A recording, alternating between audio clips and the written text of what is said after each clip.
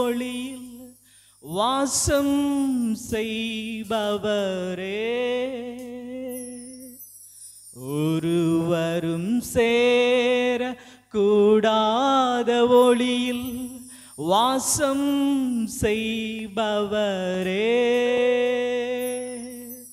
நீரே பரிசுத்த தேவன், நீரே பரிசுத்த தேவன்,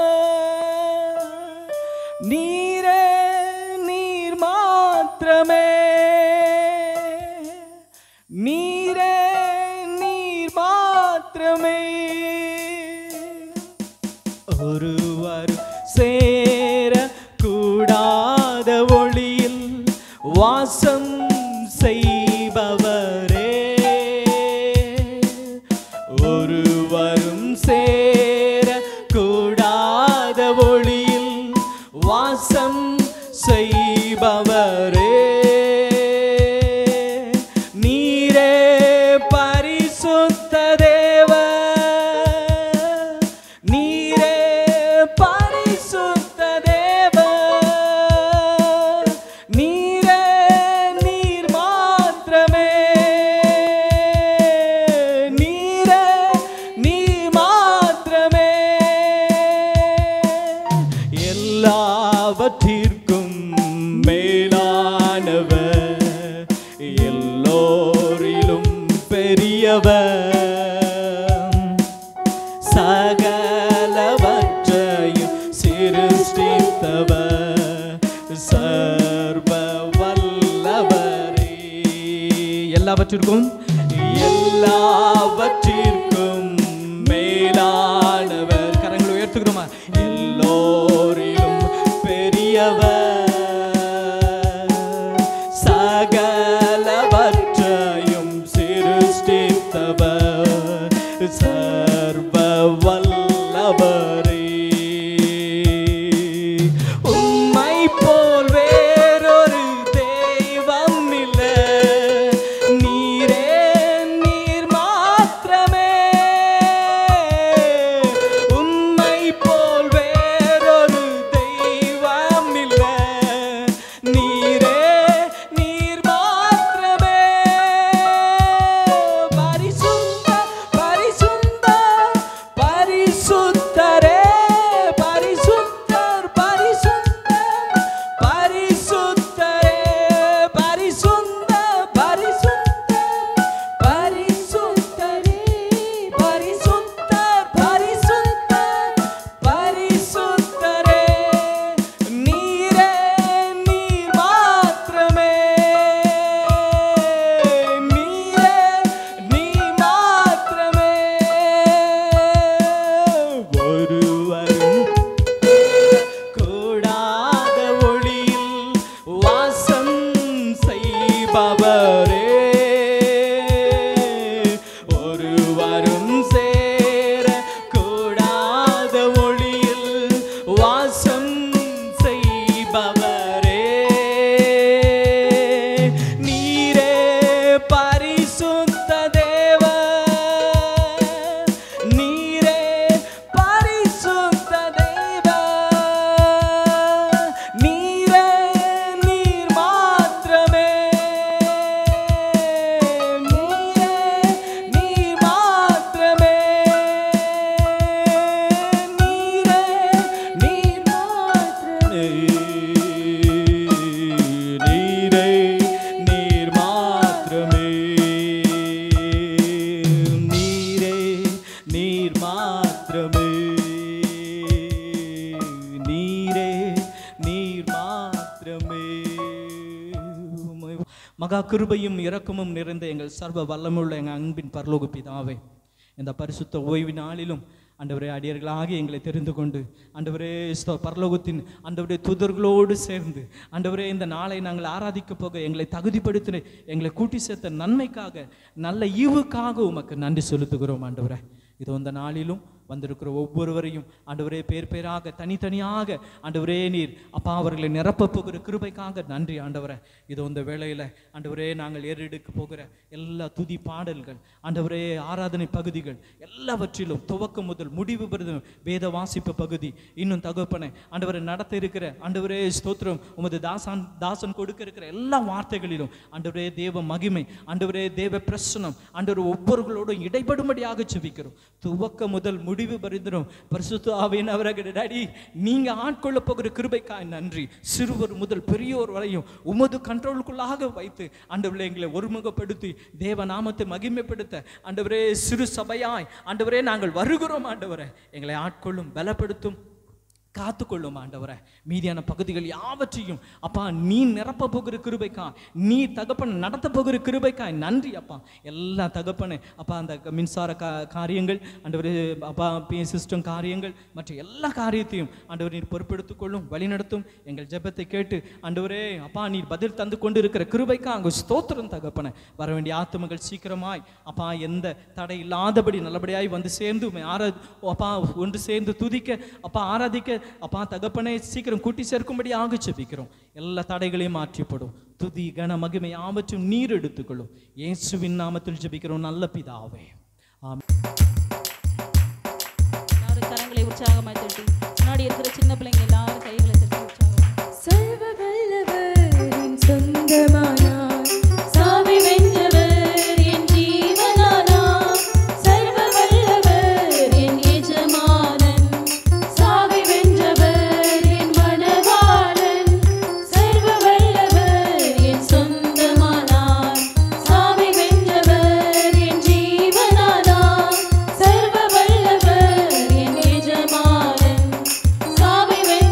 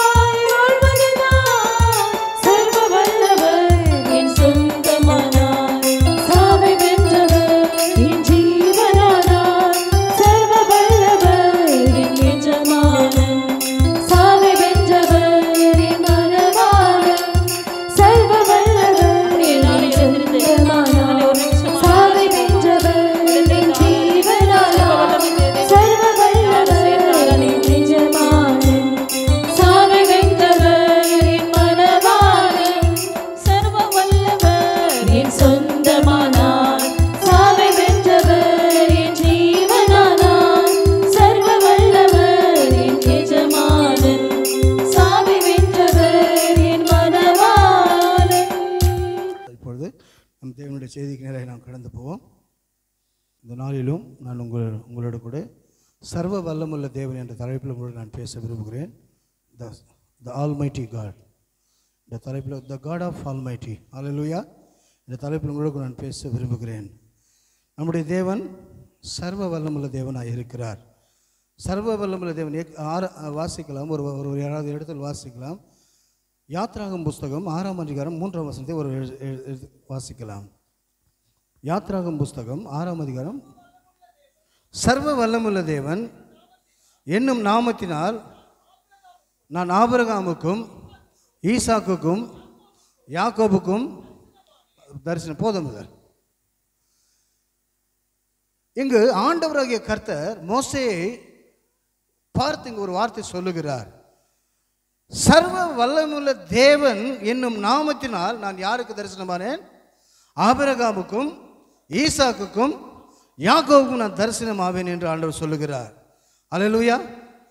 சர்வ வல்லமை என்று சொல்லும் பொழுது நம்முடைய தேவன் எப்படிப்பட்டவர் என்பதை நாம் விளங்கிக் கொள்ள முடியும். Hallelujah. Is God all power, all authority. அவர் சர்வ வல்லமுள்ள தேவன். அவரால் கூடாத காரியம் ஒன்றுமே இருக்காது. அப்படிப்பட்ட வல்லமை நிறைந்தவர். அவர் சர்வ வல்லமுள்ள தேவனாய் காணப்படுகிறார். சர்வ வல்லமை என்று சொல்லும்போது அது கொஞ்சம் நாம் ஆழமாய் தியானிப்போம் என்று சொன்னால் அதற்கு நிகரான ஒரு பதம் வேறு ஒன்று இருக்கவே முடியாது. அநேக வல்லமைகள் இந்த உலகத்தில் காணப்படுகிறது. அநேக வல்லமைகள் கிரியை செய்து கொண்டிருக்கிறது. அநேக சக்திகள் இந்த உலகத்தில் நான் தான் பெரியவர்கள் என்று சொல்லி பலவிதமான தெய்வங்களாக தன்னை காட்டிக்கொள்ளுகிற காரியங்களை நாம் பார்க்க முடியும். ஆனால் இங்கு நாம் பார்க்கும் பொழுது ஆண்டவர் சொல்லுகிறார், நான் சர்வ வல்லமுள்ள தேவன் என்று ஆண்டவர் சொல்லுகிறார். அல்லேலூயா.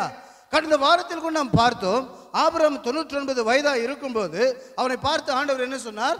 நான் சர்வ வல்லமுள்ள தேவன், எனக்கு முன்பாக பயந்து உத்தமனாய் நடந்து கொண்டிருந்த ஆண்டவர் சொன்னார். அல்லேலூயா, அல்லேலூயா. நான் சர்வ வல்லமுள்ள தேவன் என்று ஆண்டவர் சொல்லுகிறார். ஏனென்று சொன்னால் அவர் எல்லா வல்லமை பொறிந்தவனாய் காணப்படுகிறார். எதற்காக தேவன் தன்னை சர்வ வல்லமுள்ளவனாய் காண்பிக்கிறார்? தம் பிள்ளைகளுடைய வாழ்க்கையில் அவிசுவாசங்களை நீக்கும்படியாகத்தான். அல்லேலூயா. நாம் எவ்விதத்திலும் சோர்ந்து போய் அவிசுவாசத்துக்குள்ளாக நாம் கடந்து போவது தேவனுக்கு கொஞ்சமேனும் பிரியமே இல்லை பிரியமானவர்களே. அல்லேலூயா. அதே தேவன் அவர் நேற்றும் இன்றும், எபிரேயர் புத்தகத்தில் சொல்லப்பட்டிருக்கிறது, அவர் நேற்றும் இன்றும் என்றும் மாறாதவராக இருக்கிறார் என்று சொல்லப்பட்டிருக்கிறது. அல்லேலூயா. நம்முடைய தேவன் மாறாதவராக இருக்கிற அதே சர்வ வல்லமையோடு கூட இன்றைக்கும் கிரியை செய்து கொண்டிருக்கிறார். அப்படி என்று சொன்னால் அவருடைய வாழ்க்கையில் ஏன் ஆண்டவர் சர்வ வல்லமையுள்ளவராக ஆண்டவர் தன்னை காண்பித்தார் என்று சொன்னார்? அவர்கள் தேவனுடைய வார்த்தைக்கு கீழ்ப்படிந்தார்கள். அல்லேலூயா. இயேசுவை விசுவாசித்து அவருடைய வழிகளில் நடப்பது வேறு, அவருக்கு கீழ்ப்படிந்து நடப்பது வேறு. அல்லேலூயா. உங்களுக்கு புரிகிறது நான் நம்புகிறேன். இயேசுவை விசுவாசித்து நானும் தேவனுடைய பிள்ளை, நானும் தேவனை விசுவாசிக்கிறேன், நானும் தேவனுக்காக பயந்து நடக்கிறேன் என்று நீ சொல்லலாம். இதெல்லாம் எல்லா ஜனங்களும் சொல்லக்கூடிய ஒரு சாதாரண ஒரு காரியம். ஆனால் எத்தனை பேர் நாம் தேவனுக்கு கீழ்ப்படியவர்களாக இருக்கிறோம்? அதுதான் முக்கியம்.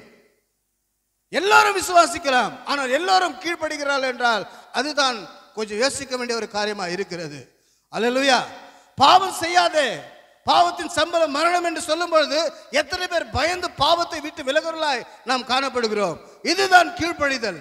ஒரு வார்த்தை சொல்லும் போது, பிரசங்கிக்கும் பொழுது, அல்லது தேவன் ஒரு வார்த்தை ஒரு கட்டளை கொடுக்கும் பொழுது நாம் அதுக்கு எத்தனை பேர் நாம் கீழ்ப்படுகிறோம் என்பதுதான் முக்கியம். அல்லேலூயா. பலியை பார்க்கிலும் கீழ்ப்படுதலே உத்தமம் என்று ஆண்டவர் சொல்லி இருக்கிறார். அல்லேலூயா. ஆகவே தான் ஆண்டவர் சர்வ வல்லமுள்ள தேவனாய் இருக்கிறார். ஆண்டவர் சொல்லுகிறார், எனக்கு முன்பதாக நடந்து கொண்டு உத்தமராய் என்று சொல்ல காரணம் என்று சொன்னால் அவரை பின்பற்ற வேண்டும் என்று விரும்புகிறார். அல்லேலூயா. ஆகவே தான் ஆண்டவர் அவர்களுக்கு தன்னை சர்வ வல்லமுள்ள தேவனாக அவருக்கு வெளிப்படுத்துகிறார். எதற்காக? அவர்கள் கீழ்ப்படிந்தார்கள் என்று வேதம் சொல்லுகிறது. அல்லேலூயா. எபிரேயர் 11ஆம் அதிகாரத்தில் இந்த இவருடைய லிஸ்டெல்லாம் நாம் பார்க்க முடியும். யார் தேவனுக்கு பயந்து தேவனுக்கு கீழ்ப்படிந்து தேவனுடைய சித்தத்தை நிறைவேற்ற தங்களை அர்ப்பணித்தார்களோ அவர்கள் எல்லாம் என்ன செய்தார்கள்? ஆண்டவர் அவருடைய நாமங்கள் எல்லாம் எபிரேயர் 11ஆம் அதிகாரத்தில் நீங்கள் விசுவாசத்தகக்கூடிய பட்டியலில் நீங்கள் பார்க்க முடியும் பிரியமானவர்களே. ஆகவே இந்த காலவெல்ல நான் சொல்ல வேண்டிய ஒரு முக்கியமான காரணம் என்று சொன்னால், நாம் தேவனை எல்லாரும் விசுவாசிக்கலாம், ஆனால் எத்தனை பேர் தேவனுக்கு கீழ்ப்படுகிறோம் அது முக்கியம். அல்லேலூயா. இந்த வேதத்தை எல்லாரும் விசுவாசிக்கிறோம், எல்லாரும் படிக்கிறோம். ஆனால் அதில் சொல்லப்பட்ட வார்த்தைகளை கீழ்ப்படிந்து அதன்படி நடக்க எத்தனை பேர் நம்ம கீழ் ஒப்பு கொடுக்கிறோம்? அங்குதான் ஆசீர்வாதமும் அங்குதான் சர்வ வல்லவருடைய மகிமையும் விளங்கி இருக்கிறதை நாம் அறிந்து கொள்ள முடியும். அல்லேலூயா.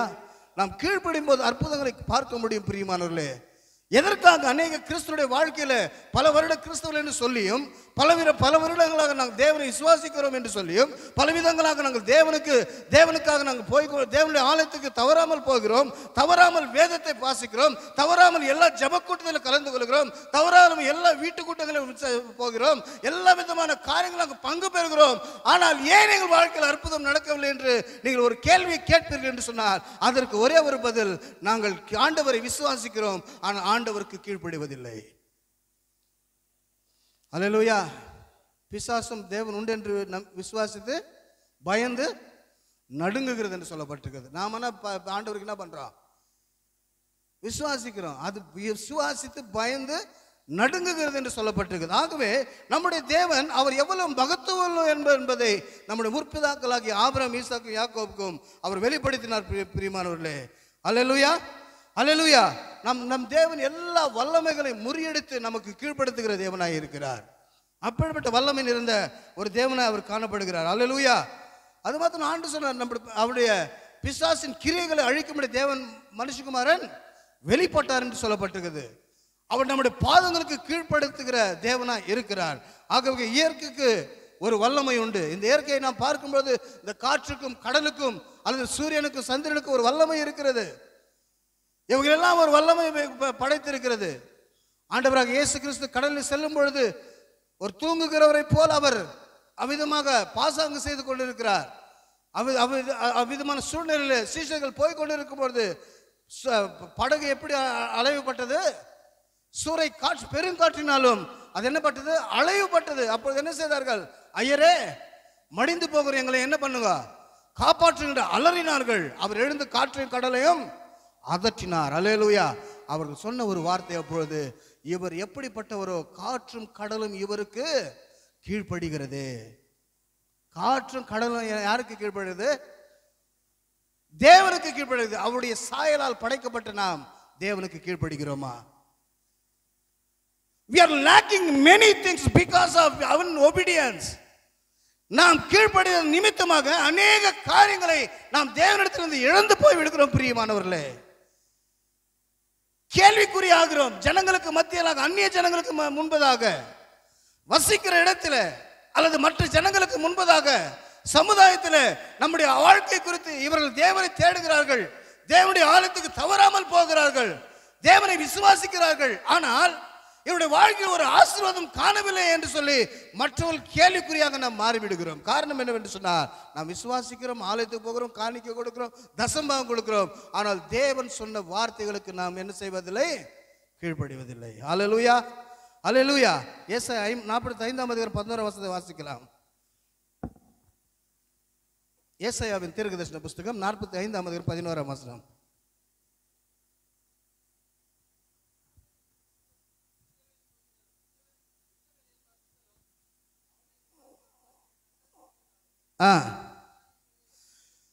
வரும் காரியங்களை என்னிடத்தில் கேளுங்கள், என் கரங்களின் கிரியை குறித்தும் எனக்கு கட்டளையிடுங்கள் என்று ஆண்டவர் சொல்லுகிறார். அல்லேலூயா. எவ்வளவு நல்ல தேவன் பாருங்க. இந்த வசனத்தில் ஆண்டவர் சொல்லுகிறார், சர்வ வல்லமுள்ள தேவன், நம்முடைய தேவன் நம்மை பார்த்து சொல்லுகிறார், நம்முடைய பிள்ளைகளாகிய நம்மை பார்த்து சொல்லுகிறார். என்ன சொல்லுகிறார்? வரும் காரியங்களை குறித்து, என் கையின் கிரியைகளை குறித்து எனக்கு கட்டளையிடுங்கள் என்று சொல்லுகிறார். அல்லேலூயா. அங்க என்ன சொல்லுகிறார்? இஸ்ரவேலின் பரிசுத்தரும் அவரை உருவாக்கினவருமாகிய கர்த்தர் சொல்லுகிறதாவது, வரும் காரியங்கள் என்னிடத்தில் கேளுங்கள். உன் வாழ்க்கையில் என்ன நடக்கிறது? உன் வாழ்க்கையில் அடுத்து என்ன சம்பவிக்க போகிறது? என்னென்ன காரியங்களை தேவன் நோக்காக வைத்திருக்கார்? எதிர்காலத்தை குறித்து என்ன, அதை குறித்து ஆண்டவர் என்னிடத்தில் கேளுங்கள் ஆண்டவர் சொல்லுகிறார். நாம் பெற்றிருக்கிற தேவன் அவர் சர்வ வல்லமுள்ள தேவன். அவர் வானத்தை பூமி அண்டசரசங்களை படைத்து ஆளுகை செய்கிற தேவன். உலகத்தில் 800 கோடி ஜனங்கள் இருக்கும்போது அவர்கள் மத்தியில் நம்மை தெரிந்து கொண்டு நமக்கு சொந்த ஜனமாக இருக்கும்படி நம்மை ஏற்படுத்திக் கொண்ட தேவன். அப்படிப்பட்ட சர்வ வல்லமுள்ள தேவன் நம்மை பார்த்து சொல்லுகிறார். என்ன சொல்லுகிறார்? வரும் காரியங்களை குறித்து என்னிடத்தில் கேளுங்கள், என் பிள்ளைகளை குறித்தும் என் கரங்களை கிரியைகளை குறித்தும் எனக்கு கட்டளையிடுங்கள் என்று ஆண்டவர் சொல்லுகிறார். அல்லேலூயா, அல்லேலூயா. வரும் காரியங்களை முதலாவது அவரிடத்தில் கேட்க சொல்லுகிறார். அதை மாத்திரமல்ல, என் பிள்ளைகளை குறித்தும் என் கரங்களின் கிரியைகளை குறித்தும் எனக்கு கட்டளை இடுங்கள் என்று சொல்லி யார் சொல்ல முடியும்? எந்த தேவன் இப்படி சொல்ல முடியும்? பிரியமானவர்களே, எந்த மனுஷன் இப்படிப்பட்ட காரியங்களை சொல்ல முடியும்? நம்மை உருவாக்கினவரும் அண்ட சராசங்களை படைத்து ஆளுகை செய்து ராஜாதி ராஜாவாகவும் கர்த்தாதி கர்த்தாவாகவும் மீட்டுக் கொண்டிருக்கிற தேவன் நம்மை பார்த்து சொல்லுகிறார், என் கரத்தின் கிரியைகளுக்கு நீங்கள் எனக்கு கட்டளை கொடுங்கள் என்று ஆண்டவர் சொல்லுகிறார். அல்லேலூயா. அவர் சொல்லாகும் அவர் கட்டளையிட நிற்கும் என்று வேதம் சொல்லுகிறது. நாம் எத்தனை பேர் கட்டளை கொடுக்கவில்லை காணப்படுகிறோம்? அப்படி நாம் கட்டளை கொடுக்க கூடியவர்களாய் நாம் மாற வேண்டும் என்று சொன்னார், அவர் சொந்த ஜனமாய் நாம் மாற வேண்டும், அவருடைய சொந்த பிரஜைகளாய் நாம் மாற வேண்டும். வரும் காரியங்களை குறித்து எனக்கு என்னிடத்தில் கேளுங்கள் என்று ஆண்டவர் சொல்லுகிறார். அநேகருடைய வாழ்க்கை அலசடிப்பட காரணம் என்ன? அநேகருடைய வாழ்க்கையில நடக்கக்கூடிய சம்பவங்கள் நடக்க காரணம் என்ன? முக்கியமாக திருமண காரியங்கள் எடுத்துக்கொள்ளும் போது என்ன செய்கிறார்கள்? தாங்கள் மனம் போன போக்கில குடும்பத்தை, நல்ல குடும்பம், நல்ல சம்பந்தம் என்று சொல்லி திருமணம் செய்து கொண்டு விடுவார்கள். தேவனிடத்தில் கேட்பதில்லை. அந்த வரும் காரியங்களை குறித்து இவர்கள் எனக்கு ஏற்றவர்களா, ஏற்ற துணையா, இவன் துணைவனா இருக்க முடியுமா என்று எதிர்காலத்தில் இவன் நன்றாக வாழ முடியும் இவர்களோடு என்று சொல்லி நாம் நினைப்பதில்லை. பிரியமானவர்களே, அவருடைய படிப்பு, அவர் அந்தஸ்து, அவர் வீடு, அவர் வாசல் எல்லாம் பார்த்து விட்டு போய் அங்கு திருமணம் செய்து கொள்ளுகிறோம். ஆனால் அதற்கு பிற்பாடு நடக்கக்கூடிய காரியங்கள் என்ன? வேதனைகளும் பலவிதமான துன்பங்களும் அவமானங்களும் நிந்தைகளும் நம்முடைய வாழ்க்கையில் நாம் பார்க்க முடிகிறது. அல்லேலூயா.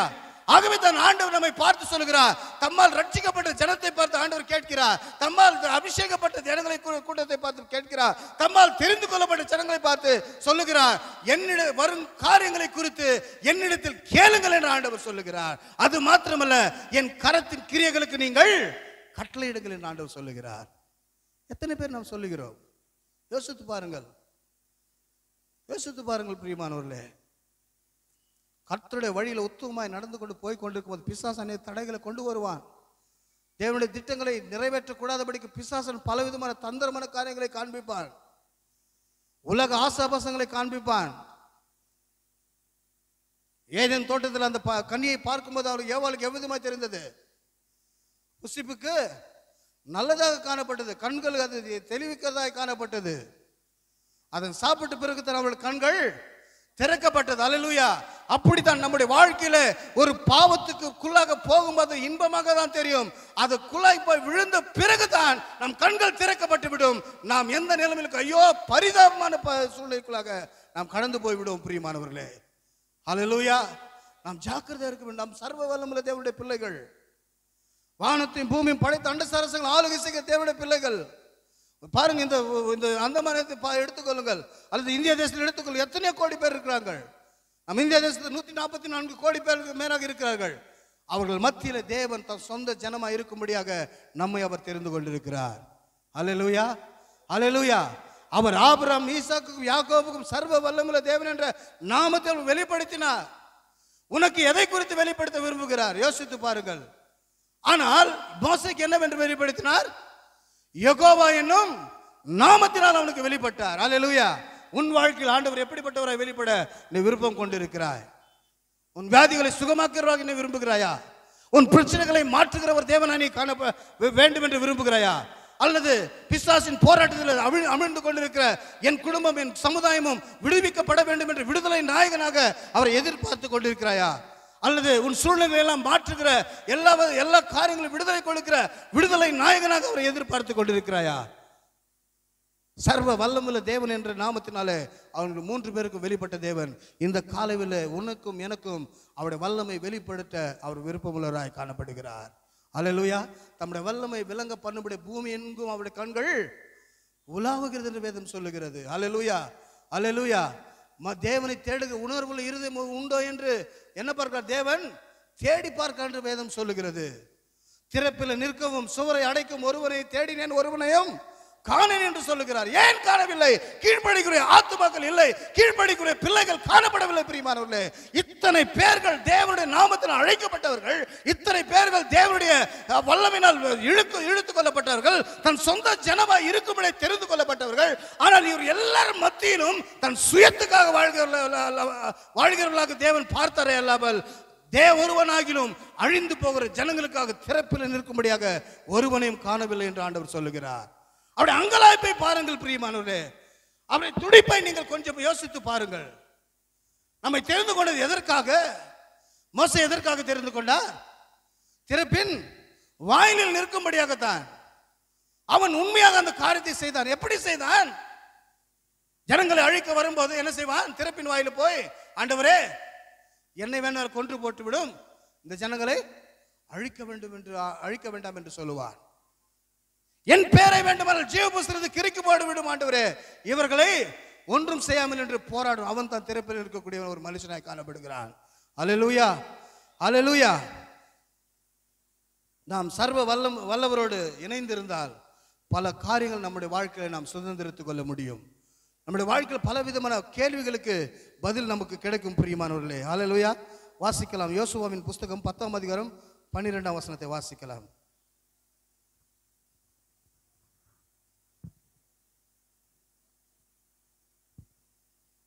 10ஆம் அதிகாரம் 12ஆம் வசனம்.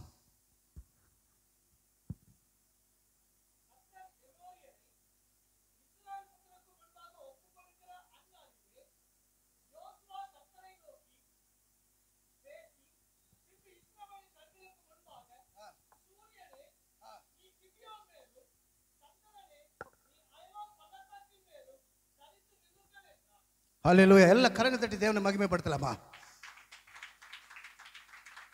ஆமென். அல்லேலூயா. ஒரு சாதாரணமான மனுஷனுடைய வார்த்தை கேட்ட ஆண்டவர் என்ன செய்தார்? சூரியனை சந்திரனையும் நிற்க வைத்தார். அல்லேலூயா. இந்த யோசுவா என்பவன் யார்? மோசேயோட உடல் ஊழியன். அல்லேலூயா. மோசேயை உண்மையாக பின்பற்றினாக ஒரு மனுஷனாய் காணப்பட்டார். எல்லோருக்கும் என்ன தெரியும்? மோசே மலை மேல் போய் 40 நாட்கள் உபவாசம் இருந்தார் என்று தான் தெரியும். மலையின் அடிவாரத்தில் யார் 40 நாள் உபவாசம் இருந்தது? யோசுவா இருந்தார். அல்லேலூயா.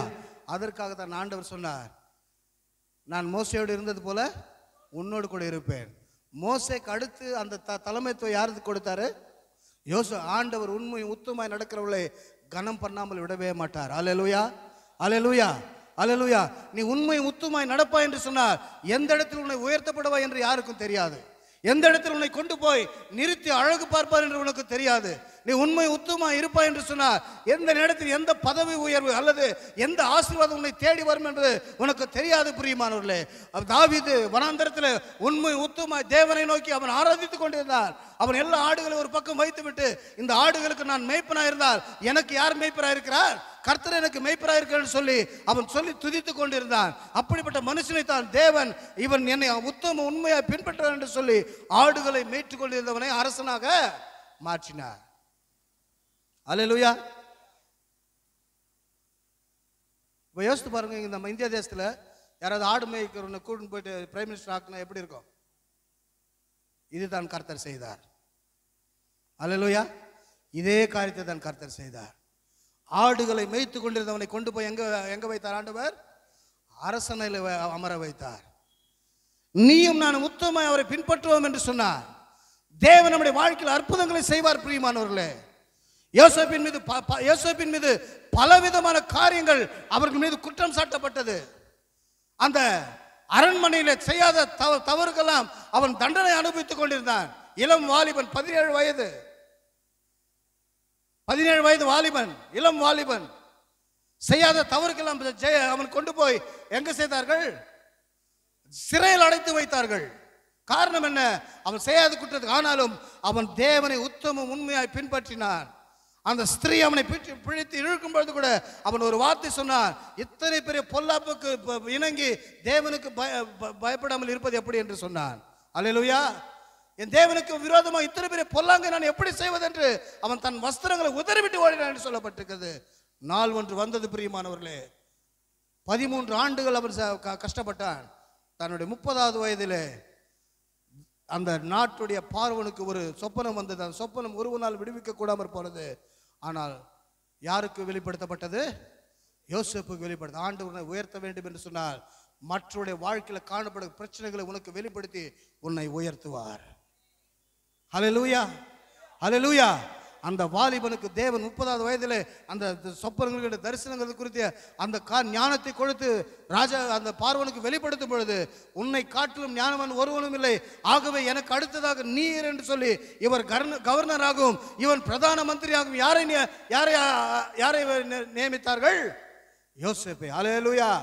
அவன் சொன்னான், ஒரு காலகட்டத்தில் குற்றம் சாட்டப்பட்டு எங்கு அடைக்கப்பட்டான்? சிறைசாலையில் அடைக்கப்பட்டான். குற்றம் சாட்டப்பட்டு எல்லோருக்கும் முன்பதாக அவமானம் நிந்தகளுக்குள்ளாக அவன் உள்ளாக்கப்பட்டான். ஒரு வார்த்தையும் ஒருவரை ஒன்று சொல்லவில்லை. பிரியமானவர்களே, அவர் எல்லாவற்றையும் பொறுமையாக சகித்தான். இப்போது ராஜ கம்பீரத்தோடு கூட எல்லாருக்கும் முன்பதாக எங்க அவமானப்பட்டான் அதே இடத்தில் ராஜாவாக அவன் ஆண்டவரை அவனை உயர்த்தினார். ஹல்லேலூயா, ஹல்லேலூயா. உத்தமாய் நடக்கிறவர்களுக்கு அவர் நன்மை வழங்காத இரார் என்று வேதம் சொல்லுகிறது. நாம் உத்தமாய் நடப்போம் என்று, உண்மையாய் நடப்போம் என்று சொன்னார். நாம் அப்படி எப்படி நடக்க முடியும்? கீழ்ப்படுதல் ரொம்ப இம்பார்ட்டன்ட். பலியை பார்க்கிலும் கீழ்ப்படுதல் உத்தமம் என்று வேதம் சொல்லுகிறது. நாம் கீழ்ப்படியக்கூடிய எல்லாம் நாம் காணப்பட வேண்டும். நாம் கீழ்ப்படியும் போது இப்படிப்பட்ட காரியங்கள் நம்முடைய வாழ்க்கையில் நடக்கும். பிரியமானவர்களே, அப்படிப்பட்ட சாதாரணமான ஒரு மனிதனை ஜெபத்தை கேட்டு ஆண்டவர் என்ன செய்தார்? சூரியன் சந்திரனையும் நிற்பாற்றினார். ஹல்லேலூயா, ஹல்லேலூயா. நமக்காக சூழ்நிலைகளை மாற்றுகிற தேவன் அவர். நமக்காக காரியங்களை மாற்றுகிற தேவன் அவர். ஹல்லேலூயா. ஆகவே தான் வேதம் சொல்றது காரியம் மாறுதலாய் முடிந்தது என்று சொல்லப்பட்டிருக்கிறது. யார் சொல்லுகிறது? நெகேமியா. மொர்தெகாய். காரியம் மாறுதலாய் முடிந்தது. 3 நாள் உபவாசம் போதும் பிரியமானவர்களே. 3 நாள் தங்களை தாழ்த்தினார்கள். யூத ஜனங்கள் தன்னை தாழ்த்தினார்கள். சரித்திரத்தை மாற்றி போட்டார். எங்கும் தேசம் எங்கும் இருக்கிற 272 நாடுகளில் இருக்கிற எல்லா யூதர்களை குன்று குவிக்க வேண்டும் என்று சொல்லி அந்த கட்டளை பிறக்கப்பட்டது. வேற எஸ்தர் ராஜாத்தியும் மொர்தெகாயும் யூத ஜனங்களும் எல்லா தேசங்களில் இருக்கிற நகல்கள் எழுதி அழுப்பப்பட்டது. நீங்கள் 3 நாள் உபவாசம் புஷ்டியாமல் குடியாமல் இருங்கள், தேவன் நமக்காக பெரிய காரியங்கள் செய்வார் என்று சொன்னார். அல்லேலூயா. சரித்திரம் மாற்றி எழுதப்பட்டது. யார் தேவனுடைய ஜனங்களுக்கு விரோதமாக எழும்பினானோ, எந்த மனுஷன் தேவனுடைய ஜனங்களுக்கு விரோதமாக எழும்பினானோ அவனையே கொண்டு போய் அவன் உருவாக்கின அதே தூக்கு மேடையில் அவனையே போட்டு விட்டார்கள். அல்லேலூயா, அல்லேலூயா. உனக்கு விரோதமாக எழும்பு எந்த ஆயுதமும் வாய்க்காத போகும் என்று ஆண்டவர் சொல்லி இருக்கிறார். ஒரு வாழ்க்கையில் நீ நன்மை செய்து தீமை அனுபவித்துக் கொண்டிருக்கலாம். உன் வாழ்க்கையில பல நன்மைகளை செய்து உன்னை ஏளனமாய் பார்த்து கொண்டிருக்கலாம். என்னிடத்தில் நன்மை பெற்றவர்கள் அல்லவா, நான் இத்தனை நன்மைகள் செய்து ஏன் இந்த பாடுகள் எனக்கு? நான் என்ன தவறு செய்தேன்? எந்த தவறு நான் செய்யவில்லைவே? எந்த ஒரு தவறான காரியங்களுக்கும் என்னை இணங்கி கொடுக்கவில்லை. ஏன் இப்படிப்பட்ட பரியாசம்? ஏன் இந்த அவமானம் என்று நினைத்துக் கொண்டிருக்கலாம். ஒரு நாள் வரும் பிரியமானவர்களே, தேவன் அவன் எல்லாவற்றை காட்டி எந்த இடத்துல நீ அவமானப்பட்டாயோ அதே இடத்துல தலையை உயர்த்துவா. அல்லேலூயா, அல்லேலூயா. நம்முடைய தேவன் அப்படிப்பட்ட சர்வ வல்லமுள்ள தேவன். அவர் பார்த்து கொண்டு சும்மா இருக்க மாட்டார் பிரியமானவரே. அல்லேலூயா, அல்லேலூயா. வாசிக்கலாம் ஆதியாகமம் 17:1. கடந்த நாட்கள் வாசித்தது அதே போலதான்.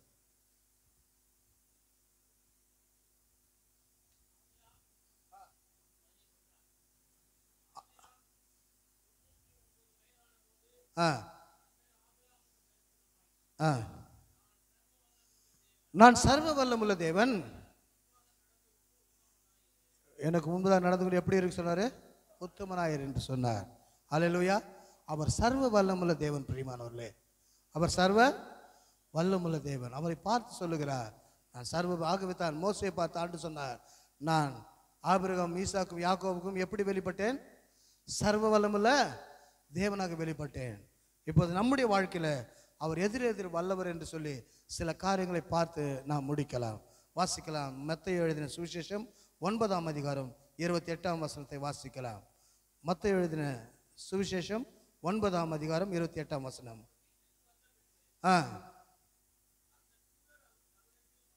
அந்த குருடர் அவரிடத்தில் வந்தார்கள்.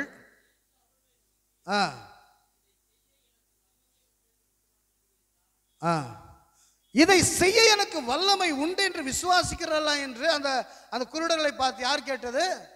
இயேசு கிறிஸ்து கேட்கிறார். போதும். இங்க ஆண்டவர் செய்கிற ஒரு காரியம், அவர் நம்முடைய வாழ்க்கையில சுகமாக்க வல்லவராக இருக்கிறார். முதலாவது காரியம் சுகமாக்க வல்லவர். அது எப்படிப்பட்ட வியாதியா இருக்கட்டும், அது கேன்சரா இருக்கட்டும், அல்லது இருதய நோயா இருக்கட்டும், எப்படிப்பட்ட பயங்கரமான வியாதிகளா இருக்கட்டும், அவரால் கூடாத காரியம் ஒன்றுமே கிடையாது. எரேமியா 32:27 விதமாய் சொல்லுகிறது. வாசிக்கலாம். எரேமியாவின் புத்தகம், the book of Jeremiah 32nd chapter 27th verse.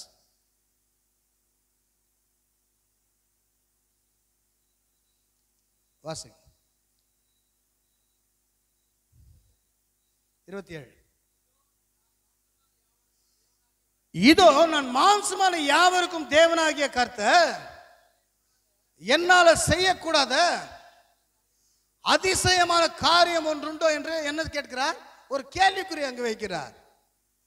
நம்மை பார்த்து ஆண்டவர் கேட்கிறார், இதோ நான் மாம்சமான யாவருக்கும் தேவனாகிய கர்த்தர். அப்படி என்று சொன்னால் இந்த மாம்சத்தை உருவாக்கினவர் நான் தான், என்னால செய்யக்கூடாத அதிசயமான காரியம் ஒன்றுமே கிடையாது என்று ஆண்டவர் சொல்லுகிறார். அல்லேலூயா, அல்லேலூயா. தேவன் நம்முடைய சரீரத்தை உருவாக்கினவர், நம்முடைய மாம்சத்தை உருவாக்கின தேவனாய் இருக்கிறார். ஆகவே தான் நம்மை பார்த்து, மனுக்குலத்தை பார்த்து கேட்கிற ஒரு காரியம் என்னவென்று சொன்னார், இதோ நான் மாம்சமான யாவருக்கும் தேவனாகிய கர்த்தர், என்னால செய்யக்கூடாத அதிசயமான காரியம் ஒன்றுண்டோ என்று கேட்கிறார். நாம் அவரை பார்த்து என்ன சொல்ல வேண்டும்? ஒன்றுமே இல்லை ஆண்டவர் என்று சொல்ல வேண்டும். அவரால கூடாத காரியம் ஒன்றுமில்லை பிரியமானவர்களே. ஆகவே தான் இந்த குருடர்களை பார்த்து ஆண்டவர் கேள்வி கேட்கிறார், இதை செய்ய எனக்கு வல்லமை உண்டு என்பதை நீ விசுவாசிக்கிறாய் என்று கேட்கிறார். அல்லேலூயா. ஆண்டவர் நம்ம ஜெபிக்கும் பொழுது நம்மை பார்த்து கேட்பார், இந்த காரியத்தை உனக்கு செய்ய என்ன இடத்தில் அற்புதம் பெற்றுக்கொள்ள எனக்கு வல்லமை உண்டு என்று விசுவாசிக்கிறாய் என்று நம்மை பார்த்து கேட்பார். அல்லேலூயா, அல்லேலூயா. நாம் விசுவாசம் முறையில் நாம் காணப்பட வேண்டும் பிரியமானவர்களே. 100 ஆண்டவரை பார்த்து சொன்னார், ஆண்டவர் என் வீட்டுக்கு பிரவேசிக்க நான் பார்த்திருந்தல, ஒரு வார்த்தை சொல்லும் கர்த்தாவே என் வேலைக்காரன் சொஸ்தமாவான். அப்படிப்பட்ட விசுவாசம் தேவன் நம்மிடத்தில் எதிர்பார்க்கிறார் பிரியமானவர்களே. அவன் அந்த வார்த்தை சொன்னவுடன் ஆண்டவர் வார்த்தை சொல்ல என்ன சொல்கிறார்? தனக்கு பின் செல்வர்களை பார்த்து, இஸ்ரவேலுக்குள்ளும் நான் இப்படிப்பட்ட விசுவாசத்தை காணவில்லை என்று சொல்லுகிறார். நம்மை காட்டிலும் உலகத்தில் இருக்கிற ஜனங்கள் என்ன செய்கிறார்கள்? இயேசுவின் மீது விசுவாசம் வைத்து அற்புதங்கள், அடையாளங்களை, அதிசயங்களை பெற்றுக் கொள்கிறார்கள். ஆனால் 20 வருடம், 30 வருடம், 40 வருடம் என்று சொல்லிக்கொண்டு தேவனை விசுவாசிக்கிற நாம் ஒரு அற்புதத்தை பெற்றுக்கொள்ள முடியாமல் காணப்படுகிறோம். காரணம் என்ன? அதை விசுவாசிக்கக்கூடிய தன்மை நம்மிடத்தில் இல்லை. அல்லேலூயா, அல்லேலூயா. ஆகவே நாம் விசுவாசம் உள்ளவர்களாக இருக்க வேண்டும். ஆகவே தான் சீஷர்கள் இயேசுவை பார்த்து சொன்னார், எங்கள் விசுவாசத்தை வர்த்திக்க செய்ய மாண்டவர் என்று சொன்னார்கள். அல்லேலூயா. நம்முடைய விசுவாசம் வர்த்திக்கப்பட வேண்டும். 9 வரங்களை விசுவாசம் என்பது ஒரு வரம். அல்லேலூயா. அதை பெற்று ஜெபித்து பெற்றுக்கொள்ள வேண்டும். விசுவாசம் வேதத்தை படிக்கத்தான் வரும். வேதத்தை எந்த அளவுக்கு நாம் வேதத்தை வாசிக்கிறோமோ, எந்த அளவுக்கு தேவனோடு கூட நெருங்கி ஜீவிக்கிறோமோ, எந்த அளவுக்கு தேவனோடு கூட ஐக்கியப்படுகிறோமோ, அப்போது தான் நம்முடைய விசுவாசம் வளரும் பிரியமானவர்களே. அல்லேலூயா, அல்லேலூயா. உலகத்தில் சொல்வார்கள், tell me who is your friend, I will tell who are you என்று சொல்வார்கள்.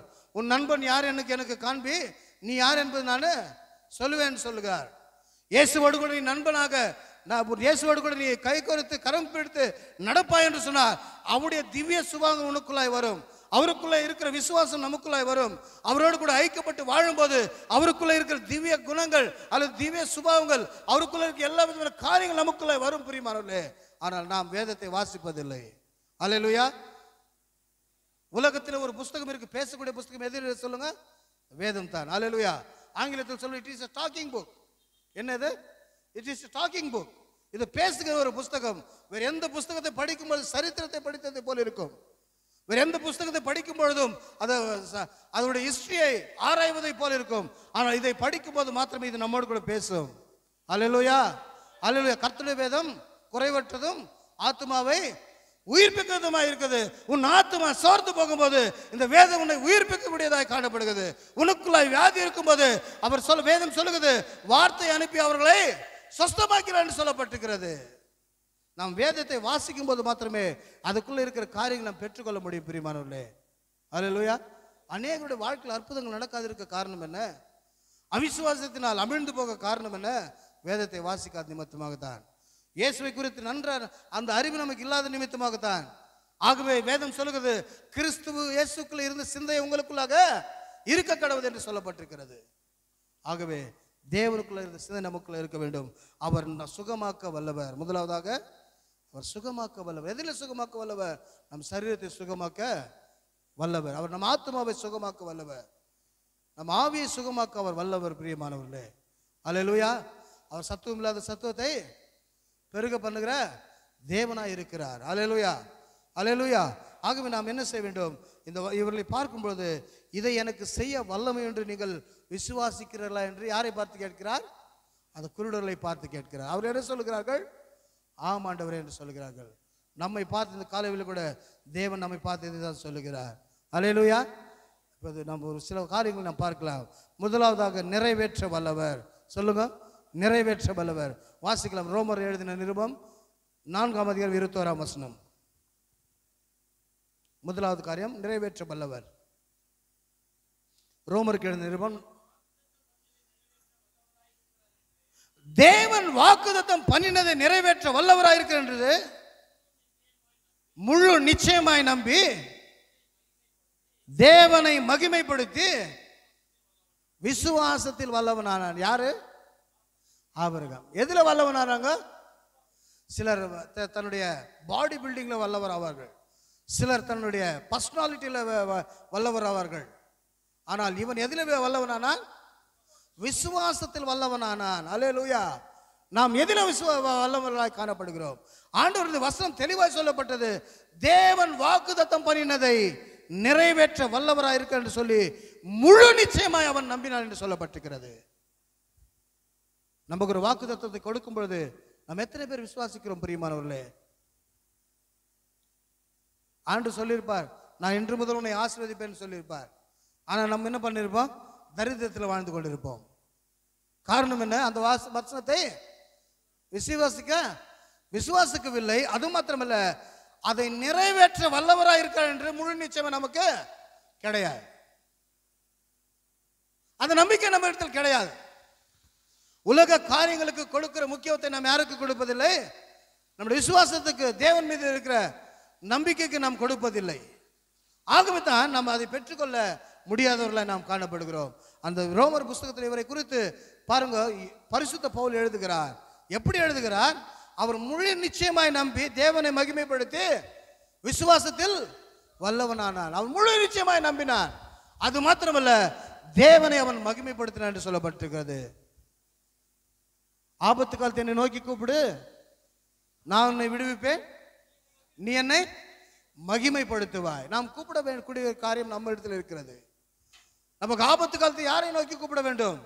தேவனை நோக்கி, கர்த்தரை நோக்கி கூப்பிட வேண்டும். அப்போது என்ன நடக்கும்? அவர் நம்மை விடுவிப்பார். எந்த சூழ்நிலை விடுவிப்பார்.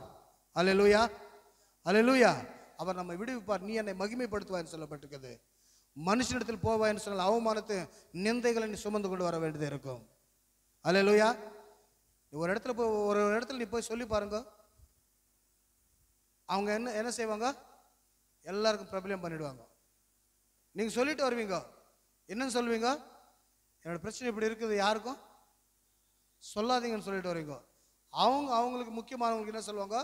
ஒரு முக்கியமான காரியத்தை உனக்கு சொல்றேன், இந்த விஷயத்தை யாருக்கும் சொல்லாது. அவங்க சொல்லுவாங்க, அவங்க போயிட்டு அவங்களுக்கு புரியும். இப்படியே அது என்ன ஆகிடும்? எல்லாருக்கும் பிரபலம் ஆகிடும். ஆனால் கடைசியில் நிலைத்திருப்பது அவமானமும் நிந்தைகள் தான். அல்லேலூயா. ஆகவே தான் ஆண்டவர் சொல்லுகிறார், ஆபத்து காலத்தை என்னை நோக்கி கூப்பிடு. ஆண்டவரை நோக்கி பார்க்க வேண்டும். என்னை நோக்கி நீ கூப்பிடு, நான் உனக்கு அறியாது நெட்டாதமான பெரிய காரியங்களை உனக்கு அறிவிப்பேன் என்று ஆண்டவர் சொல்லி இருக்கிறார். நாம் தேவனை நோக்கி கூப்பிடுவர்களாய் காணப்பட வேண்டும். பிரியமானவர்களே, இந்த பார்க்க அவன் முழு நிச்சயமாய் நம்பினார், அவர் நிறைவேற்ற வல்லவர் என்று சொல்லி. அல்லேலூயா, அல்லேலூயா. ஆண்டவர் மீது அப்படிப்பட்ட விசுவாசம் நமக்குள்ளே காணப்பட வேண்டும். அப்படிப்பட்ட நம்பிக்கை நமக்கு இருக்க வேண்டும். முழு நிச்சயமாய் நம்புவது மாத்திரமல்ல, அந்த வார்த்தையை கொண்டு நாம் தேவனை மகிமைப்படுத்த வேண்டும். பிரியமானவர்களே, அப்போது ஆண்டவர் நம்முடைய வாழ்க்கையில பெரிய காரியங்கள் செய்ய வல்லவராக இருக்கிறார். நமக்கு சொன்னதை நிறைவேற்றுவார் என்ற விசுவாசம் நமக்கு இருக்க வேண்டும். அல்லேலூயா, அல்லேலூயா. அப்படிப்பட்ட வல்லவர். இரண்டாவதாக அவர் தப்புவிக்க வல்லவர். அவர் தப்புவிக்க வாசிக்கலாம். தானியேலின் புஸ்தகம் 3ஆம் அதிகாரம். தானியேலின் புஸ்தகம் 3ஆம் அதிகாரம்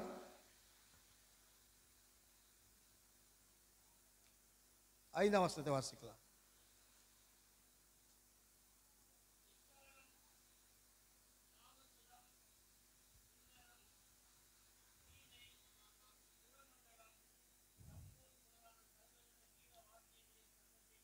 ஆ 17 வாசிங்க. 17 நாங்கள் ஆராதிக்கிற எங்கள் தேவன் எங்களை தப்புவிக்க வல்லவராயிருக்கிறார்.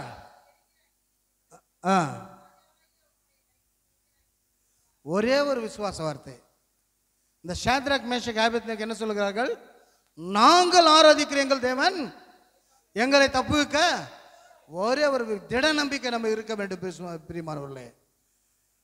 நம்முடைய வாழ்க்கையில் ஒரு திட நம்பிக்கை காணப்பட வேண்டும். நாம் ஜெபத்தில் எவைகளை கேட்போம் அவைகளை பெற்றுக்கொள்வோம் என்று விசுவாசிக்க வேண்டும் என்று ஆண்டவருடைய வார்த்தை சொல்லுகிறது. நாம் ஜெபத்தில் எவைகளை கேட்கிறோமோ அவைகளை பெற்றுக்கொள்வோம் என்ற ஒரு நம்பிக்கை நமக்குள்ள இருக்க வேண்டும். இவர்கள் சொல்லுகிறார்கள், நாங்கள் ஆராதிக்கிற எங்கள் தேவன் எங்களை தப்புவிக்க வல்லவராய் இருக்கிறார் என்று ஒரு ராஜாவினிடத்தில் தைரியமாய் சொல்லுகிறார்கள். அதுக்கு அடுத்த வசனம் சொல்லும் போது, ஒருவேளை தப்புவிக்க போனாலும் நாங்கள் நீர் வைத்த பொருசனை நாங்கள் என்ன பண்ண மாட்டோம், வணங்க மாட்டோம் என்று சொல்லுகிறார்கள். அவிசுவாசத்துக்கு இடம் கொடுக்கவில்லை. ஒருவேளை எங்கள் தேவன் எங்களை சோதிக்கலாம், அப்படிப்பட்ட சூழ்நிலையிலும் எங்களை தப்பு வைக்கலன்னு கூட பரவாயில்லை, நாங்கள் யார் மீது நம்பிக்கையா இருப்போம்? எங்கள் தேவன் பேரில் நாங்கள் நம்பிக்கையா இருப்போம். அல்லேலூயா. அவன் ராஜாவை அசந்து போயிருப்பான் அந்த வார்த்தை கேட்டு. 7 அக்கினி சுவாலை எரிந்து கொண்டிருக்கிறது.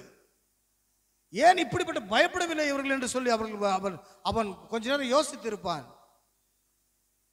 இவ்வளவு திடன விசுவாசத்தை பார்த்து ராஜாவை ஒரு சில நேரம் நடுங்கி இருப்பான் பிரியமானவர்களே. ஆயினும் ஜனங்கள் நிமித்தமாக அவன் அக்கினி எத்தனை மடங்கு அதிகமாக சொன்னான்? 7 மடங்கு அதிகமாக சொன்னான். இருந்த போது அவர்களை எடுத்துக்கொண்டு போட்டவர்கள் மரித்து போனார், மாண்டு போனார்கள். அவர்கள் அக்கினி சுவாலில் போடும் பொழுது 3 பேரோடு சேர்ந்து ஆண்டவராக இயேசு கிறிஸ்து அங்கே இறங்கி வந்தார். அவர்தான் சர்வ வல்லமுள்ள தேவன் பிரியமானவர்களே. ஹல்லேலூயா, ஹல்லேலூயா. அப்படிப்பட்ட தேவனை நாம் ஆராதித்துக் கொண்டு இருக்கிறோம். நீ தண்ணீர்களை கடக்கும் போது நான் நோடு கூட இருப்பேன், அக்கினியில் நடக்கும் போது அது வேகாது இருப்பாய் என்று ஆண்டவருடைய வார்த்தை சொல்லப்பட்டது. அது உன்னை பற்றாது என்று ஆண்டவருடைய வார்த்தை சொல்லப்பட்டிருக்கிறது. இந்த காரியம் தான் நாங்கள் நடக்கிறது பிரியமானவர்களே. ஹல்லேலூயா. நம்முடைய தேவன் அப்படிப்பட்ட சர்வ வல்லமுள்ள தேவன். 7 மடங்கு அக்கினி சூளையில போட்ட பொழுது கூட அங்கு போய் 4வது மனிதனாக ஆண்டவராக இயேசு கிறிஸ்து உலாவினார் அவரோடு கூட.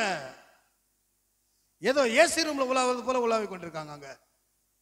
அல்லேலூயா. அவளை கொண்டு போய் போட்டவர்கள் என்ன ஆயிட்டாங்க? அது அதிகாரத்தை வாசித்து பாருங்க. அவளை கொண்டு போய் போட்டவர்கள் என்ன ஆயிட்டாங்க? கருகி செத்துட்டாங்க. ஆனால் இவர்கள் என்ன செய்து கொண்டிருக்கார்கள்? உலாவி கொண்டிருக்கிறார்கள். இவன் ராஜா அங்கு பார்த்து, நான் அக்கினி சொல்லப்பட்ட 3 பேர் அல்லவா, 4 பேர் என்ன கொண்டிருக்காங்க? உலாவி கொண்டிருக்கிறான். 4வது மனுஷனுடைய சாயல் தேவ சாயலுக்கு ஒப்பா இருக்கிறது சொல்லி அவன் சாட்சி கொடுக்கிறான். அல்லேலூயா. நாம் வைராக்கியமாய் நிற்போம் என்று சொன்னார், நாம் தேவனுக்காக நிற்போம் என்று சொன்னார், அவர் இறங்கி வருவார் பிரியமானவர்களே. அல்லேலூயா. எந்த இடத்தில் ஆகிட்டும் சரி, நாம் தேவனுக்காக வைராக்கியமாய் நிற்கும் போது நமக்காக இறங்கி வருகிற தேவன் அவர். ரோம சாம்ராஜ்யத்தில் நீரோ மன்னன் சொன்னான், கிறிஸ்தவத்தை இருக்காம பயனிடுவேன்னு சொன்னான். இப்போ ரோம தேசம் என்னவா இருக்கிறது? கிறிஸ்துவ நாடா இருக்கிறது. ரஷ்யாவில் சொன்னார்கள், இது கம்யூனிஸ்ட் நாடு, இங்க கிறிஸ்துவம் இருக்கக்கூடாது என்று சொல்லி. இப்போ என்னவா இருக்கிறது? கிறிஸ்துவ நாடா இருக்கிறது. எத்தனை பேர் எழும்பினார்கள் இந்த கிறிஸ்துவத்தை அழிக்க வேண்டும் என்று, ஒருவனாலும் முடியவில்லை. அல்லேலூயா. தேவன் இறங்கி வருவார். இந்த நாட்கள் நம் தேசத்தில் அதுதான் நடந்து கொண்டிருக்கிறது. ஆகவே தான் சங்கீதம் 2ஆம் அதிகாரத்தில் சொல்லப்பட்டிருக்கிறது, பரலோகத்தில் வீட்டுக்கு அவர்களை பார்த்து நகைப்பார் என்று சொல்லப்பட்டிருக்கிறது. அல்லேலூயா, அல்லேலூயா. தேவன் அவர்களை பார்த்து நகைப்பார். இவருடைய தந்திரமான காரியங்கள் என்ன? வாசிக்கலாம். சங்கீதம் 2ஆம் அதிகாரம் ஒரு இடத்துல வாசிங்க. 2ஆம் அதிகாரம்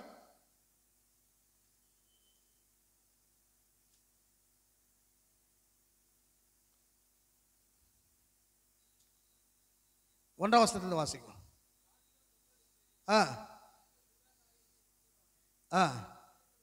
கர்த்தருக்கு விரோதமாகவும் அவர் அபிஷேகம் பண்ணினவருக்கு விரோதமாகவும் பூமியின் ராஜாக்கள் எழும்பி நின்று ஆலோசனை பண்ணி அவர்கள் கட்டுகளை அறுத்து பரலோகத்தில் வீற்றிருக்கிறவர் அவர்களை பார்த்து நகைப்பார், அவர்களை இகழுவார். அல்லேலூயா. இதுக்கு மேற்பட்டு படிச்சா ரொம்ப டேஞ்சரா இருக்குது. அல்லேலூயா. பரலோகத்தில் வீட்டிற்கு என்ன பண்ணுவார் அவங்கள பார்த்து?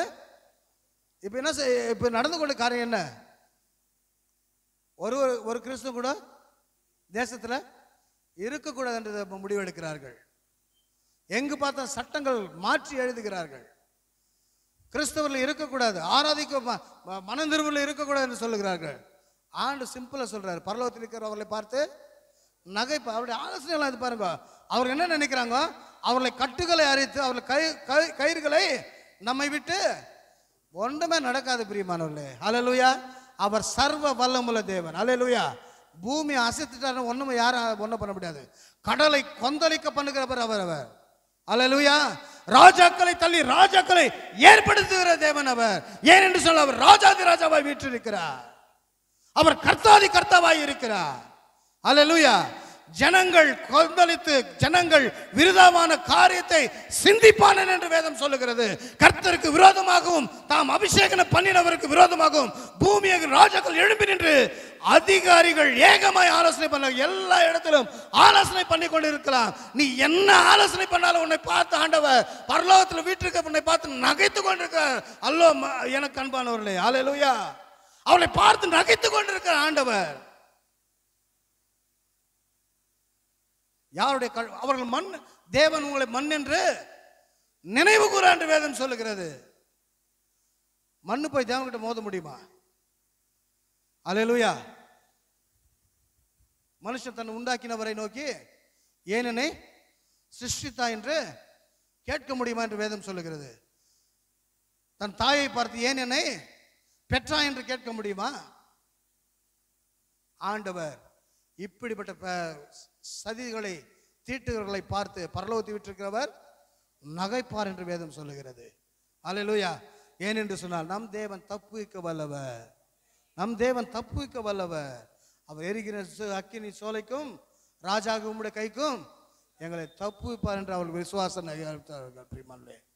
நம்முடைய வாழ்க்கையில் கூட நாம் கடந்து போய் கொண்டிருக்க பாதைகள் என் வியாதி எனக்கு இருக்கிறது, வெளியே சொல்ல முடியாத வியாதி, என் குடும்பத்தில் வெளியே சொல்ல முடியாத பிரச்சனைகள், என் குடும்பம் என்னுடைய தனிப்பட்ட வாழ்க்கையில எனக்குள்ளாய் பயங்கரமான சூழ்நிலைகள் நான் போய் கொண்டிருக்கிறேன்.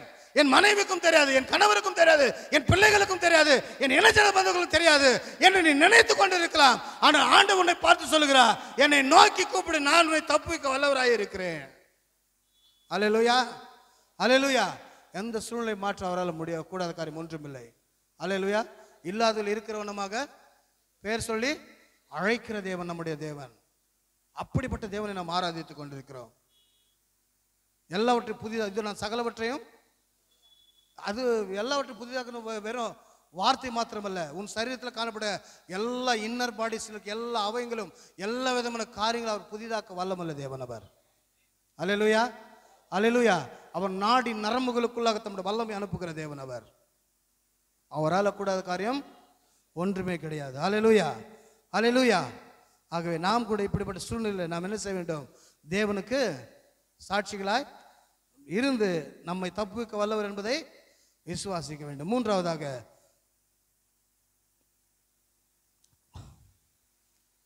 நான் வாசிக்கலாம்.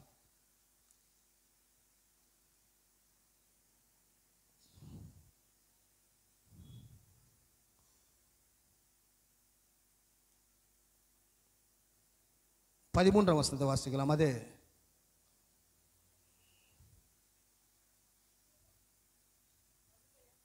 அப்போ 13ஆம் வசனம். இது தானியேல் புஸ்தகம் 3:12.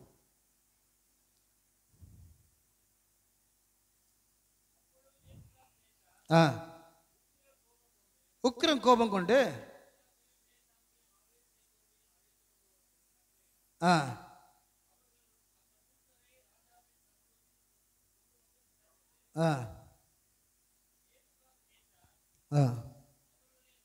அவர்களை நோக்கி, என்பவர்களே, ஆ ஆ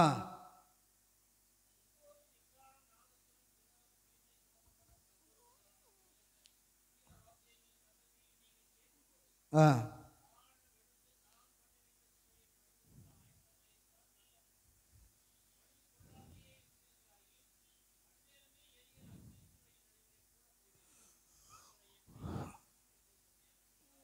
இவன் என்ன சொல்லுகிறான்? என் கைக்கு தப்பிக்க போகிற தேவனுக்கு யார் என்று இவன் சொல்லுகிறான்.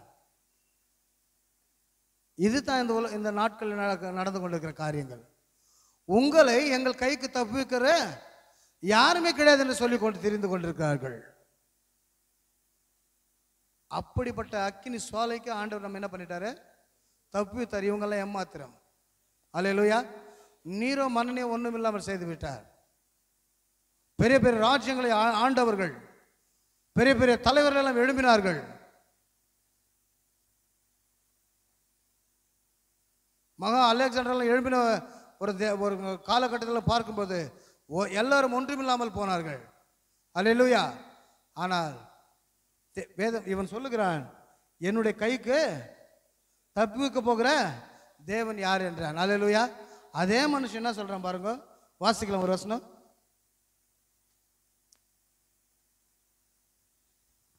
இருபத்தி 4 வசனம் வாசிங்க.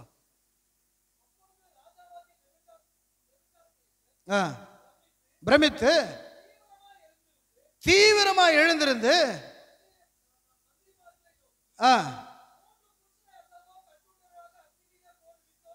மூன்று புருஷர்களை எல்லாம் கட்டுள்ள அக்கினியில போட விட்டோம் என்றான். அதற்கு அவன், அல்லேலூயா, இதோ 4 பேர் விடுதலையாக அக்கினியிலே நடுவிலே உலாவுகிறதை நான் காண்கிறேன் என்றான். அல்லேலூயா. அது மாத்திரமல்ல, அவன் சொல்லுகிறான், அவர்களுக்கு ஒரு சேதமும் இல்லை, 4 ஆயின் சாயல் தேவ புத்திரனுக்கு ஒப்பாய் இருக்கிறது என்று சொல்லப்பட்டிருக்கிறது. அல்லேலூயா. அல்லேலூயா. 4ஆம் சாயல் தேவ புத்திரனுக்கு ஒப்பா இருக்கிறது.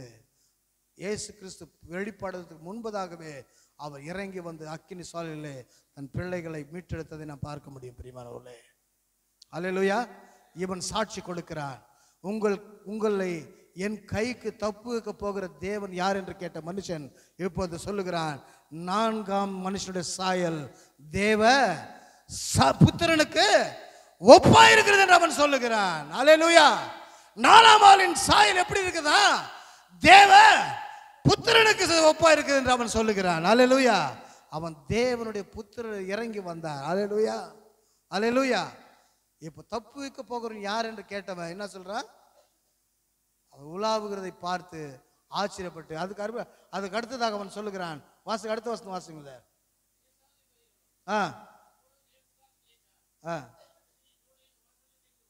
வந்து இப்ப சொல்றேன். இப்ப என்ன சொல்றான்? யாரும் என்னோட கைக்கு தப்பு வைக்க போறேன்னு சொல்லுகிறவன் இப்ப என்ன சொல்லுகிறான் பாருங்க, உன்னதமான, அல்லேலூயா, அல்லேலூயா, நம்முடைய தேவன் உன்னதமானவர். பிரியமானவர்களே, உன்னதமான தேவனுடைய தாசராகிய, ஆமென், நீங்கள் வெளியே வாருங்கள் என்றான். அக்கினி சுவாலையின் நடுவில் இருந்து எங்கே வந்தார்கள்? வெளியே வந்தார்கள். தேசாதிபதிகள்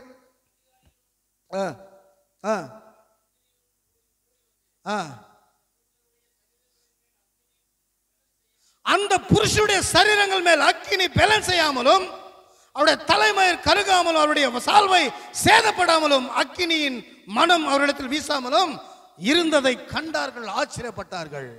அல்லேலூயா. நீ கடினமான சூழ்நிலை நீ போய்கொண்டிருக்கலாம். நீ பலவித போராட்டத்தின் மத்தியில் நீ போய் கொண்டிருக்கலாம். இரவும் பகலும் நீ ஒருவேளை நான் மரித்து விடுவேனா, என்னுடைய வாழ்க்கை இதோடு முடிந்து விடுமா என்று நீ அங்கலாய்த்துக் கொண்டிருக்கலாம். எவ்விதமாக இந்த அக்கினி சாலை இவர்களை சேதப்படுத்தவில்லையோ, நீயும் போய் கொண்டிருக்கிற சூழலை ஒருபோதும் உன்னை சேதப்படுத்த முடியாது. அல்லேலூயா. ஏன் என்று சொன்னால், நீ ஆராதிக்கிற தேவன் சர்வ வல்லமுள்ள தேவன். நீங்கள் ஆராதிக்கிற தேவன் அவர் சர்வ வல்லமுள்ள தேவன். இரவு வந்தால் பகல் எப்பொழுது வரும், பகல் வந்தால் இரவு எப்பொழுது வரும் என்று ஒருவர் நீ துடித்துக் கொண்டு இருக்கலாம். இந்த வியாதியிலிருந்து யார் எனக்கு விடுதலை கொடுக்க முடியும், இந்த பிரச்சனையிலிருந்து யார் எனக்கு விடுதலை கொடுக்க முடியும், இந்த தனிமையிலிருந்து யார் என்னை விடுதலையாக்க முடியும் என்று நீ போராடி கொண்டிருக்கலாம். ஆண்டவர் சொல்லுகிறார், நான் இருக்கிறேன் மகனே, நான் இருக்கிறேன் மகளே என்று ஆண்டவர் சொல்லுகிறார். அல்லேலூயா. அப்படிப்பட்ட சர்வ வல்லமுள்ள தேவனை நாம் ஆராதித்துக் கொண்டிருக்கிறோம். நம்ம கூப்பிடும் போது பதில் கொடுக்கிற தேவன் பிரியமானவர். அவர்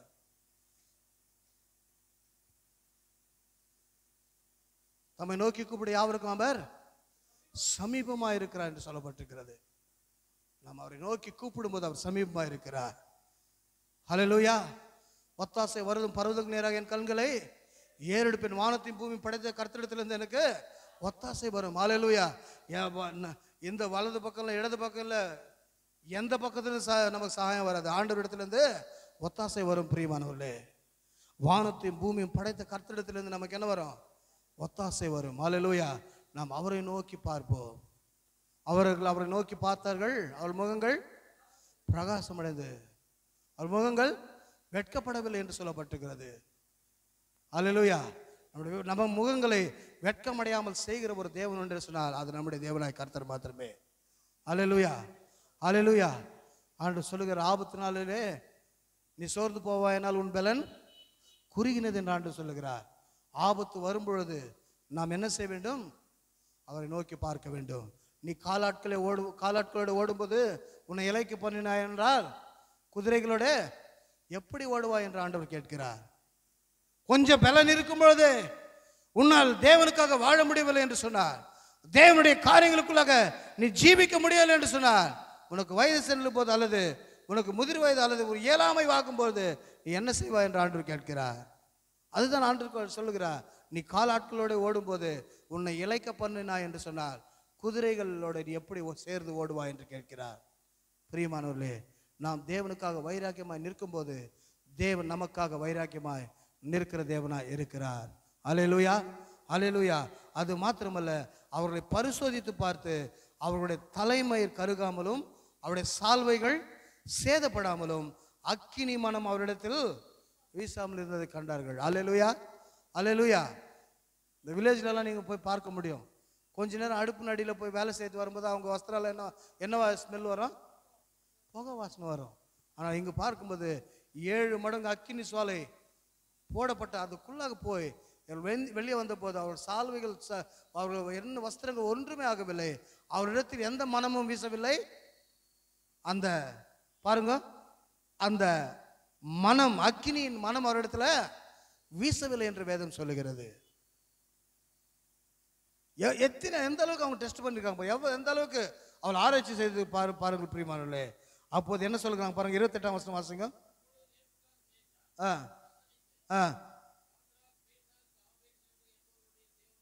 ஸ்தோத்திரம்.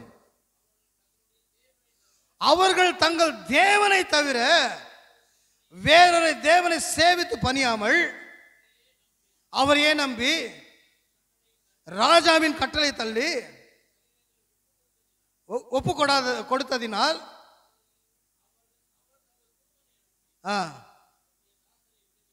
அல்லேலூயா. அல்லேலூயா. கிறிஸ்தவர்களாகிய நாம் இயேசுவின் நாமத்தை தரித்து கொண்டிருக்கிற நாம் செய்ய வேண்டிய, கர்த்தருடைய நாமம் தரிக்கப்பட்டவர் நாம் இப்படிப்பட்ட காரியங்களுக்கெல்லாம் இருக்க வேண்டும். உலகம் இப்படிப்பட்ட சாட்சியை நம்மை குறித்து சொல்ல வேண்டும். அவர் என்ன சொல்கிறார் பாருங்க, அந்த ராஜா என்ன சொல்கிறார் பாருங்க, என்ன சொல்கிறான்னு சொன்னால் பாருங்க, நான் வாசிக்க பாருங்க. அப்போது அவன் என்ன சொல்கிறான் பாருங்க, அவன் வசனித்து சொன்னது என்னவென்றால், சாத்ராக் மேஷக் ஆபேத்நேகோ என்பவருடைய தேவனுக்கு ஸ்தோத்திரம் என்று சொன்னார்கள். நாம் உண்மையாக இருப்போம் என்று சொன்னால் அந்நிய ஜனங்கள் நம் பட்சத்தில் வந்து என்ன சொல்வார்கள்? இவர்கள் ஆராதிக்கிற தேவனுக்கு ஸ்தோத்திரம் உண்டாவதாக என்று சொல்வார்கள். அல்லேலூயா. இவர்கள் ஆராதிக்கிற தேவனுக்கு மகிமை உண்டாவதாக என்று சொல்வார்கள். அது மாத்திரமல்ல, அவன் சொன்னான், ஸ்தோத்திரம், அவருடைய தங்களுடைய தேவனை தவிர வேறொரு தேவனையும் சேவித்து பணியாமல் அவரையே நம்பி, பாருங்க அந்த வார்த்தை கோடிட்டு கொள்ளுங்க, அவரையே நம்பி, வேறொரு தேவனை சேவியாமல் அவரையே நம்பி ராஜாவின் கட்டளை கூட என்ன பண்ணிட்டாங்க, தள்ளி தங்கள் சரீரங்களை ஒப்பு கொடுத்ததினால் என்ன செய்தார் ஆண்டவர், தம் தூதனை அனுப்பினார். அல்லேலூயா. தங்கள் சரீரங்களை ஒப்பு கொடுத்தாங்க. ஆகவே தான் பரிசுத்த பவுல் ரோமருக்கு எழுதும்போது என்ன சொல்லுகிறார், 12ஆம் அதிகாரம் 1ஆம் வசனத்தை ஒரு வாசிக்கலாம். ரோமர் 12:1.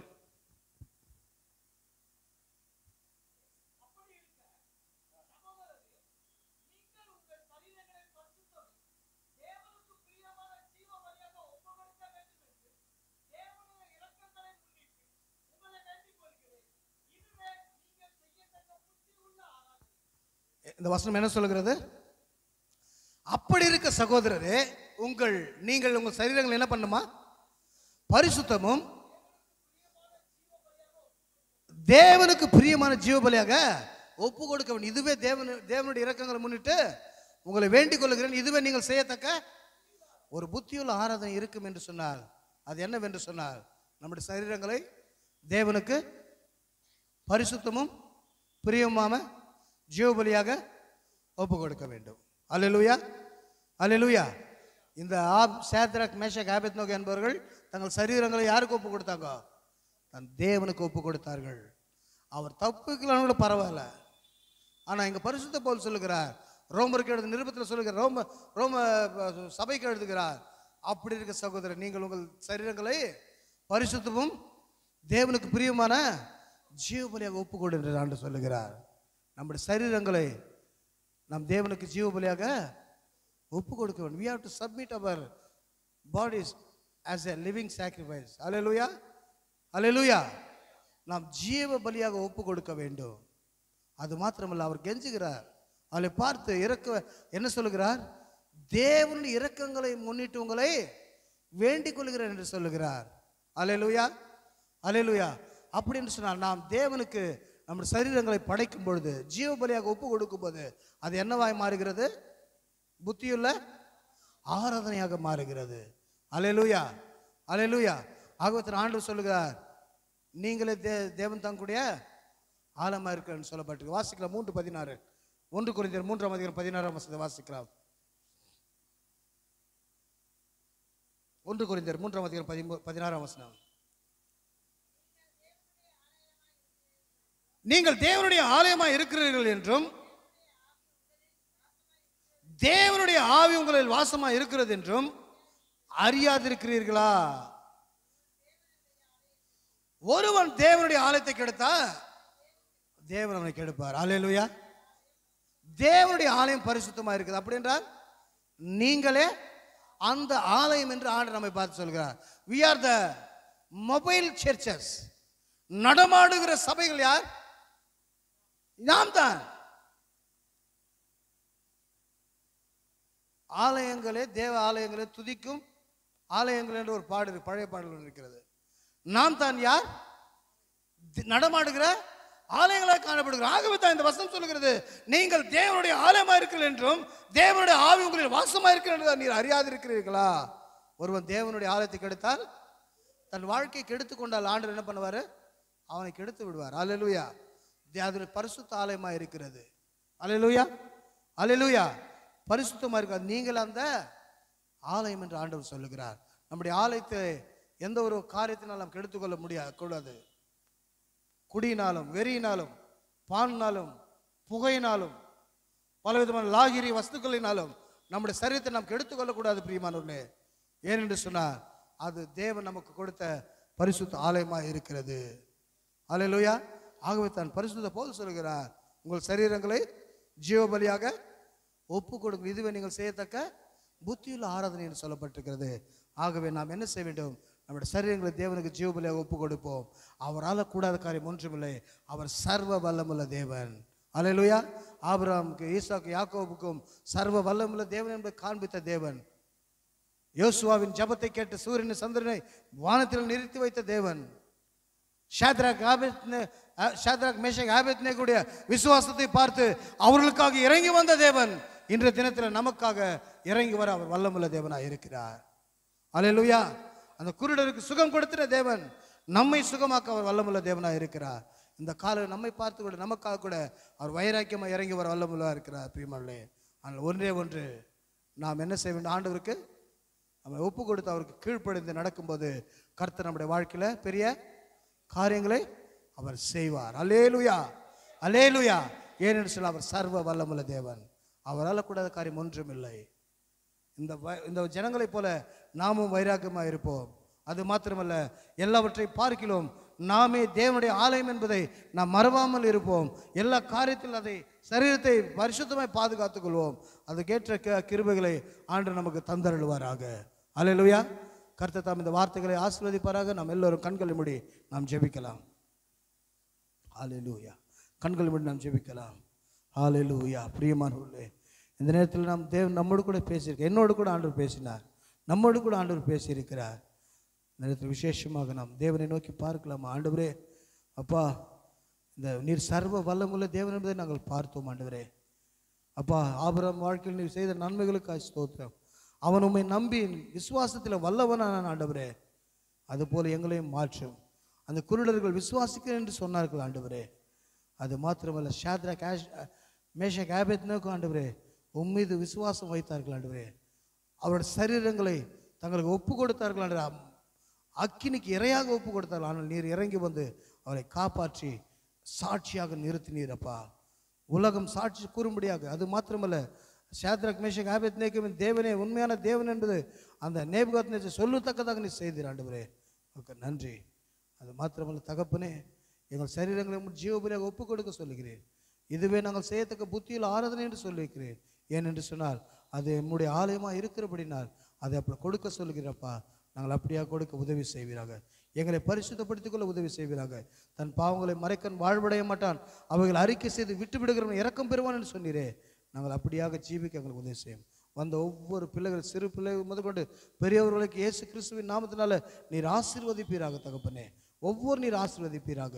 அவள் வாழ்க்கையை ஆசீர்வதிப்பீர். அவள் சூழ்நிலைகளை மாற்றுவீராக. அவர்கள் வேண்டிய எல்லா தேவைகளை சந்திப்பீராக. ஒவ்வொருவரை நீர் பொறுப்பெடுத்துக் கொள்வீராக. இந்த ஆண்டவர் ஆபிரகாம் கொடுத்த விசுவாசம், ஷாத்ராக் மேஷக் ஆபேத்நேகோ கொடுத்த விசுவாசம், ஆண்டவரே அப்பா யோசுவாவுக்கு கொடுத்த விசுவாசம், அப்படிப்பட்ட விசுவாசத்தை எங்கள் ஒவ்வொருக்கும் நீர் தருவீராக. விசேஷங்கள் சொன்னது போல எங்கள் விசுவாசத்தை வர்த்திக்க பண்ணுவீராக தகப்பனே. சிறு பிள்ளைகள் முதற்கொண்டு பெரியவர்கள் வரைக்கும் ஆசீர்வதிப்பீராக. பெரிய காரியங்கள் செய்யும். தூரமாய் போயிருக்க எங்கள் தலைமை போவதற்காக நாங்கள் ஜெபிக்கிறோம். அவரை கொண்டு பொறுப்பெடுத்துக் கொள்வீராக. பாஸ்டமாவை பொறுப்பெடுத்துக் கொள்ளும். தம்பி ஜெஃபினை ஆண்டவரே, ரிச் பிரதரை ஆண்டவரே, துணவியாரை தண்டி ஆண்டவரே, ரியோவை ஆண்டவரே அப்பா, இன்னும் ஆண்டவரே தூரதேச மகளை ஆண்டவரே, அவருடைய கணவரை, இன்னொரு பிள்ளை ஆண்டவரே, உங்களுடைய ரத்த கோட்டைகளை மூடி மறைத்துக் கொள்வீராக தகப்பனே. எந்த காரியத்துக்காக போயிருக்க அந்த காரியத்தை ஆண்டவரே எல்லாம் முடிந்து கொண்டு, காரியங்கள் வேலையெல்லாம் முடித்துக்கொண்டு, ஊழியங்கள்லாம் முடித்துக்கொண்டு சரியான நேரத்தில் வந்து சேர உதவி செய்வீராக. அடுத்த வாரத்தில் கொண்டு வருவதற்காக உமக்கு ஸ்தோத்திரம். அவள் பிரயாணங்களெல்லாம் நீ பாதுகாத்துக் கொள்வீராக. பெரிய காரியங்கள் செய்யும். தொடர்ந்து ஆண்டவரே பிரசன்னமாயிரும். அது வரைக்கும் உங்களுடைய பிரசன்னம், உங்களுடைய மகிமை, உங்களுடைய கிருபை எங்களோடு கூட இருப்பதாக. தொடர்ந்து எல்லா மகிமையும் துதியும் கனமும் செலுத்தி நசரேயனாகிய இயேசு கிறிஸ்துவின் நாமத்தினால் ஜெபிக்கிறோம் எங்கள் ஜீவனின் நல்ல பிதாவே, ஆமென். என் ஆத்துமாவே கர்த்தரை ஸ்தோத்திரி. நாமத்து